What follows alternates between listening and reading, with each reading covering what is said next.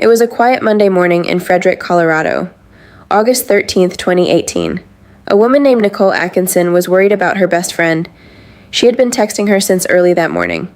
No reply. She called. No answer. That was unusual. Very unusual, because Shanann Watts never ignored her phone. She was always on it, talking to friends, sharing posts, checking in with people she loved. So Nicole called the one person who might know where Shanann was, her husband, Chris Watts. He told Nicole not to worry. He said Shanann was probably just sleeping, that everything was fine, but Nicole had a feeling. The kind of feeling you cannot explain, the kind that tells you something is very wrong. She called the police. And when officers arrived at the house at 2825 Saratoga Trail, they found something that would start one of the most talked about investigations in American history. The house was quiet. The family was gone. And the man who answered the door, a man who smiled, who seemed calm, who cooperated with everything, was the only one who knew what had really happened inside those walls. This is the story of Chris Watts, a husband, a father, a killer. Christopher Lee Watts was born on May 16, 1985 in Spring Lake, North Carolina. He grew up in a small, quiet household. Those who knew him described him as reserved, shy, the kind of person who kept to himself. He was not someone who made a big impression. He was just there. He was athletic in a quiet way. He liked to stay fit. He was not loud. He was not the center of any room. After high school, he moved through a series of jobs before eventually settling in Colorado. He got a job at a petroleum company called Anadarko. He worked on oil equipment. It was physical work, steady work, the kind of work that paid enough to support a family. Shanann Ruchek was born on January 10, 1984, in Aberdeen, North Carolina. She was the opposite of Chris in almost every way. She was loud in the best sense, warm, energetic, the kind of person who walked into a room and immediately started talking to everyone. She had grown up with health struggles. As a young woman, she was diagnosed with lupus. It changed her. It made her appreciate life in a way that many people never do. She became a fighter. After years of searching for something that worked for her health, she discovered a nutritional supplement company called Thrive, run by a company called Lavelle. She became a promoter, a distributor. She believed in the products, and she was good at selling them. Chris and Shanann met and fell in love.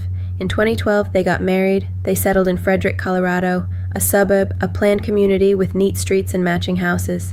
They had their first daughter, Bella Marie Watts, on December 17, 2013.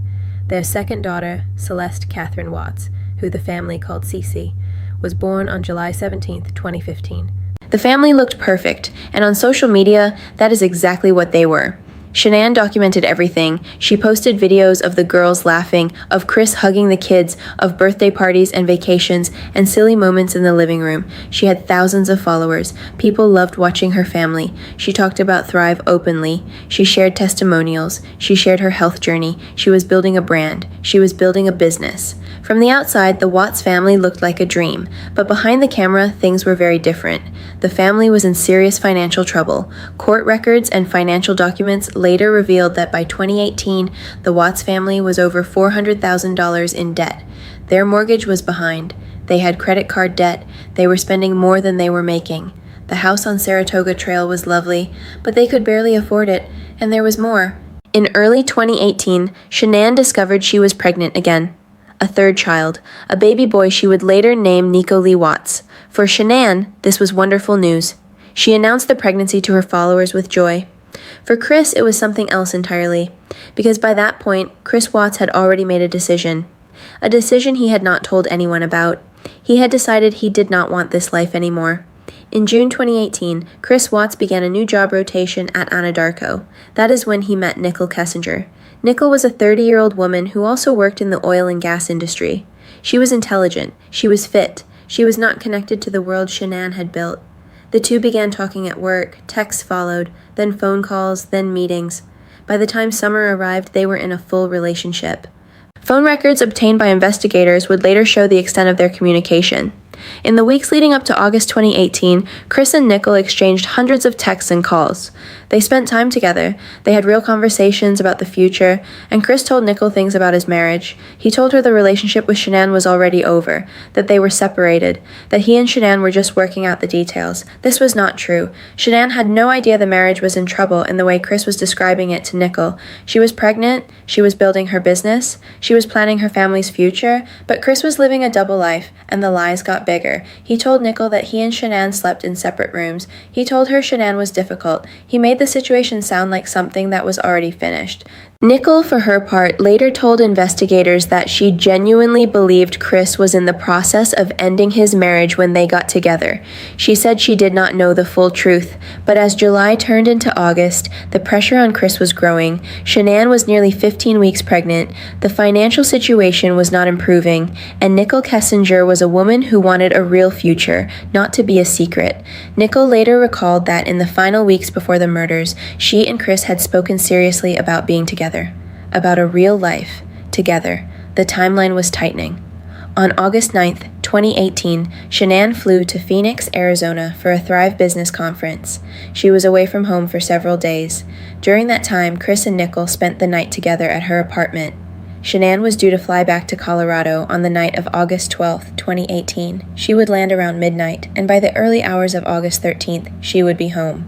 What happened next would shock the entire country. Shanann's flight landed in Denver just before midnight on August 12, 2018. A friend and colleague named Nicole Atkinson, she went by Nicole, had arranged a rideshare to drop Shanann home. They had been at the same conference. They were close friends. Nicole dropped Shanann off at the house on Saratoga Trail at approximately 1:48 in the morning. That time would become extremely important. Shanann walked into the house. Chris was there. He was awake. What happened in the house in the next 2 hours has been established through Chris Watts' own admissions, investigative findings, forensic evidence, and later confessions. But the core of what investigators established is this. At some point in the early morning hours of August 13, 2018, Chris Watts killed Shanann. She was 15 weeks pregnant. He then drove to the Anadarko oil site where he worked, the CERV I-319 location, located about 40 miles north of the house. He went there that morning. He took the bodies of his daughters, Bella, 4 years old, and Celeste, 3 years old, and Shanann's body.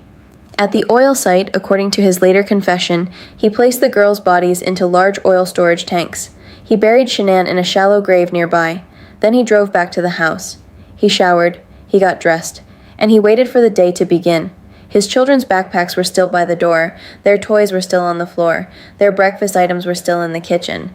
The house looked like a normal family home, except the family was gone. After returning from the oil site, Chris Watts did not act like a man who had just committed 3 murders. He acted like a man who had a Monday to get through. Neighbor surveillance cameras captured his truck leaving the house around 5:15 in the morning. The same cameras would later capture other details that investigators found deeply significant. Chris went back to the oil site during his normal work shift that day. He had colleagues with him. He carried out routine checks. He acted normally. Meanwhile, his phone was active. He texted Shanann's number that morning. He wrote things like asking where she was, if she was okay, acting as though she had simply left, as though he did not know where she was. He texted Nicole Atkinson. He responded to calls. He was constructing a story, building an alibi, making it look like Shanann had walked out. He also called a realtor that morning. According to investigators, he made inquiries about listing the house for sale. His wife had been missing for only a few hours, and he was already thinking about the real estate. Phone records would later show that the communication between Chris and Nicole Kessinger continued that day. They spoke multiple times. Nicole was not at the oil site that day. She was not present for any of what Chris had done, but investigators would later question her extensively about what she knew and when. She cooperated with investigators fully. As the day went on, Nicole Atkinson grew more and more alarmed. She could not reach Shanann. Shanann's car was still at the house. Shanann's medication was still in the house. She had not shown up to a scheduled appointment with her midwife. This was not a woman who had simply walked out. Something was wrong. At around 1:40 in the afternoon, Nicole Atkinson called the police, and that is when everything started to unravel for Chris Watts. Frederick police officer Scott Coonrod was dispatched to 2825 Saratoga Trail. He arrived at approximately 1:50 in the afternoon. Nicole Atkinson was already there, standing outside, visibly worried. Chris Watts pulled up in his truck not long after. The officer was equipped with a body cam. Every second of that encounter was recorded. What the footage showed was something investigators and the public would analyze again and again. Chris Watts stood on the front lawn. He spoke to the officer. He talked about his wife. He said she had gone to a friend's house, that maybe she needed space, that they had spoken about separating. He was calm, his face was composed, his movements were relaxed. He said the right words, he showed something that looked like concern, but there was something underneath it, something that trained investigators notice and that ordinary people sometimes sense without being able to name it. Officer Coonrod and Nicole went inside the house. Shanann's purse was there, her phone, her medication, which she needed for her lupus. There was no evidence she had packed any bags. Upstairs, Bella and Celeste's rooms were empty. Their stuffed animals were there. Their clothes were there. Nothing had been taken. A neighbor named Nate Trinastic had a doorbell camera. That footage would turn out to be critical. It captured Chris Watts' truck pulling out of the driveway at approximately 5:15 that morning. It also showed other details that did not match the story Chris was beginning to tell, about Shanann leaving on her own, about the children being with her. Police requested that Chris come to the Frederick Police Department for a voluntary interview. He agreed. He sat down with investigators, and he told them a story that was not true. The investigation moved fast. Frederick police contacted the FBI and the Weld County District Attorney's Office. This quickly became a multi-agency case. Investigators were meticulous. They obtained warrants. They searched the house. They pulled surveillance footage. They analyzed phone records. They pulled financial records. The phone data was damning. Records showed that before Shanann's plane had even landed the night before, Chris had been in communication with Nicole Kessinger. The calls and texts between them were extensive, hundreds of them over the preceding weeks. Investigators identified Nicole Kessinger within days. She came in voluntarily. She spoke with investigators multiple times. She was open about the relationship. She said she had no idea what Chris had done. Investigators examined the neighbor's camera footage frame by frame. They reviewed financial records and found the family was in serious debt. They found that Chris had begun inquiring about the house sale on the very day his family disappeared. They also tracked Chris's movements using cell tower data. His phone had pinged towers consistent with the route to the Anadarko CERVI 319 oil site on the morning of August 13th. A team was sent to the site. What they found there confirmed the worst fears of everyone involved. On August 15, 2018, 2 days after Shanann was reported missing, investigators discovered Shanann's body. She had been buried in a shallow grave in the dirt near the oil tanks, and inside 2 of the large crude oil storage tanks, they found the remains of Bella and Celeste Watts. The girls had been placed inside tanks that were partially filled with oil. The nation was stunned. Chris Watts was taken into custody that same day. Before the bodies were discovered, investigators had arranged for Chris Watts to take a polygraph examination. He agreed. The examination was conducted on August 15, 2018. The results indicated deception. Investigators confronted Chris with the polygraph results. He shifted. For the first time, he moved away from his original story. He told investigators that he and Shanann had argued that morning. He said he had told her he wanted to separate. He claimed that while they were talking, he had looked through the baby monitor and seen Shanann strangling one of the girls in her bed. He said he had gone into a rage. He said he killed Shanann, but he claimed the girls were already dead before he arrived at the oil site. He claimed Shanann had killed them. This was not true. Investigators and forensic evidence did not support this version of events. He was arrested and charged, but the confession was not finished. Over the following years, Chris Watts gave additional statements. In 2019, he sat down with investigators again, including agents from the FBI, and gave a more detailed account. In that session, he admitted that what he had told investigators before about Shanann killing the children was a lie. He admitted that he killed his daughters. He admitted what he had done to their bodies. He described the events of that morning in detail that left the investigators in the room visibly shaken. The full confession documents were later obtained and reviewed by journalists, true crime researchers, and the public. What emerged was a picture of a man who had planned to leave his family, whose plan had evolved into something far darker, and who had carried out an act of violence that was almost impossible for most people to comprehend. There was no trial. On November 6, 2018, Chris Watts appeared in a Weld County courtroom and entered a guilty plea to all charges. He pleaded guilty to 5 counts of first-degree murder for the deaths of Shanann, Bella, Celeste, and the unborn child Nico. He also pleaded guilty to 1 count of unlawful termination of a pregnancy and 3 counts of tampering with a deceased human body. The plea deal meant that prosecutors would not seek the death penalty. In exchange, Chris Watts would receive life in prison without the possibility of parole. On November 19, 2018, he was sentenced. Before the sentence was handed down, members of Shanann's family were given the opportunity to speak. Shanann's father, Frank Rzucek, stood before the court and addressed Chris Watts directly. His words were devastating, simple, honest, the words of a father who had lost his daughter, his 2 granddaughters, and his unborn grandson. Shanann's brother, Frankie Rzucek, also spoke. He spoke about who Shanann was, about who Bella and Celeste were, about what had been taken from the family. The courtroom was silent in the way that only genuine grief can make a room silent. Chris Watts stood and was given the opportunity to speak. He said he was sorry. His words were brief. Investigators and observers who were present noted that his delivery, much like his behavior throughout, was difficult to read.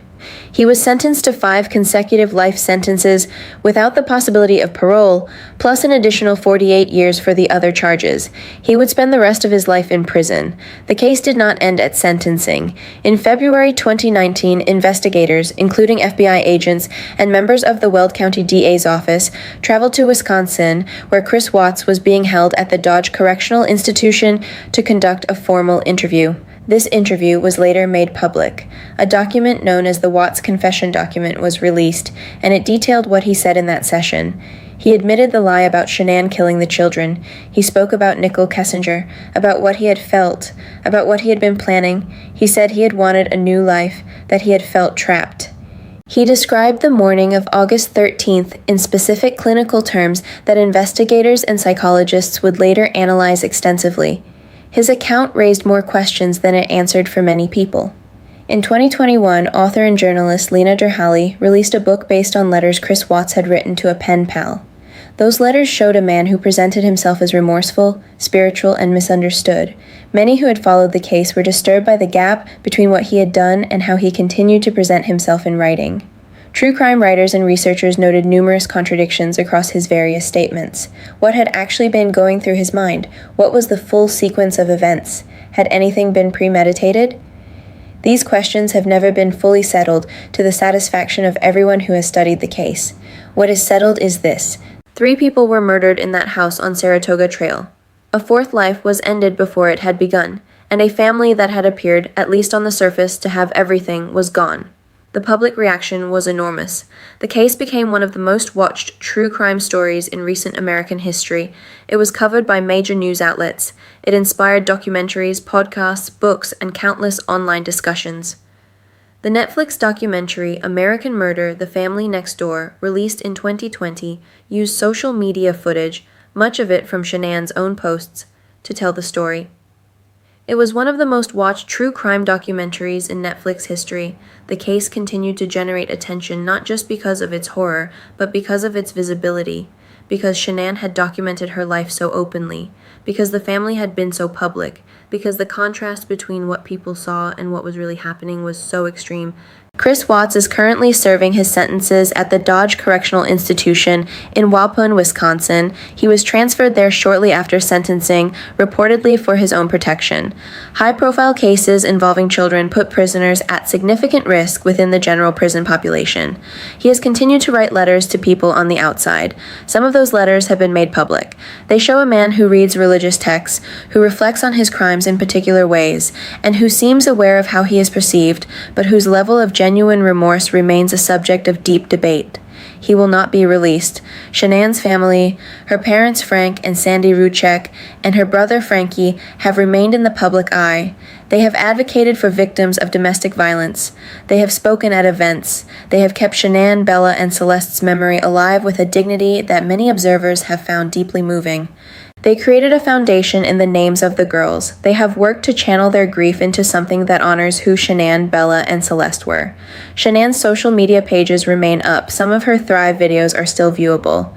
People who discovered the case years later have gone back and watched those videos, watched Bella laugh, watched Celeste wave at the camera, watched Shanann talk about her dreams with the painful knowledge of what was coming. Nicole Kessinger cooperated fully with the investigation. She was never charged with any crime. She gave multiple interviews to investigators. After the case concluded, she largely disappeared from public life. Her whereabouts and current situation are not publicly known. The house at 2825 Saratoga Trail in Frederick, Colorado, was eventually sold. A new family lives there now. The oil site at CERVI 319 still exists. It is operational. There is no public marker there. On a quiet Monday morning in Frederick, Colorado, August 13th, 2018, Nicole Atkinson stood outside a house, waiting. She did not know yet what she had set in motion by making that phone call. She only knew that something was wrong, that her friend, her warm, energetic, loud, loving friend, was not answering her phone. And she was right. In the weeks and months that followed, the world would learn the story of this family in pieces, through body cam footage, through phone records, through courtroom testimony, through a father's grief and a brother's tears. What made this case so difficult for so many people to process was not just the violence, it was the normalcy that surrounded it. Chris Watts was not a monster who looked like a monster. He was a man who looked like a neighbor, who smiled at the camera, who put his arm around his wife in photos, who helped his daughters brush their teeth at night. He was a man who, like so many people in so many ordinary suburban houses, had problems, had debts, had a life that did not match the version he presented to the world. But what he chose to do about that, what he decided was the solution, placed him in a category of human behavior that most of us can barely approach with our minds. Shanann Watts was 34 years old. She had survived lupus. She had built a business from nothing. She had loved her children with an openness and a warmth that her followers could feel through a phone screen. Bella Watts was 4 years old. She was funny, she was curious, she liked to do what her mom did. Celeste Watts was 3 years old. She had a smile that her grandfather would describe in a courtroom, in words that no one in that room could hear without feeling it. Nico Lee Watts was 15 weeks old and had not yet been born. They deserved a future. What happened to them is not a mystery. It is not a puzzle waiting to be solved. It is simply a tragedy. And the most honest thing that can be said about Chris Watts is this. He had everything most people spend their lives trying to build, and he chose to destroy it. That is the story of the family next door, and it should never, ever be forgotten.